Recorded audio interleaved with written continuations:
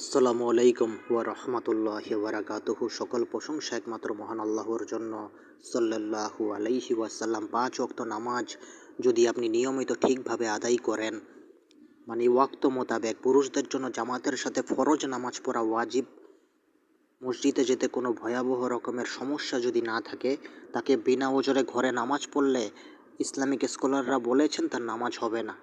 অনেক Islamic scholar বলেছেন বিনা ওজরে একা একা নামাজ পড়লে তার নামাজ হবে না, আর যদি ওজর থাকে তবে হবে। আর মহিলাদের জন্য আপন ঘরে পড়াই উত্তম। ৫ ওয়াক্ত নামাজ যদি কেউ আদায় করে, তাহলে আল্লাহ পাক রব্বুল আলামিন, আল্লাহর দায়িত্বে আপনি থাকবেন।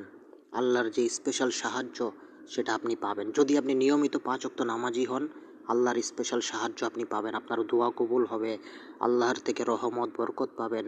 আপনার দুনিয়া আখিরাতের জীবন সুন্দর হবে ইনশাআল্লাহ। সহিহ তারগিবের হাদিসে আছে যে ইচ্ছাকৃতভাবে ফরজ নামাজ ছেড়ে দেয়, তার উপর থেকে আল্লাহ প্রদত্ত দায়িত্ব উঠে যায়। নবী করিম সাল্লাল্লাহু আলাইহি সাল্লাম বলেছেন, সহিহ তারগিবের হাদিস। নাউজুবিল্লাহ। এই জন্য আপনি যদি আল্লাহর স্পেশাল সাহায্য পেতে চান, আপনাকে ৫ ওয়াক্ত অন্তত ১৭ রাকাত ফরজ পড়তেই হবে। এখন আপনি বাকিগুলো যদি নাও পড়েন, আল্লাহ আপনাকে পাকড়াও করবে না সেগুলোর জন্য ইনশাআল্লাহ। আসসালামু আলাইকুম।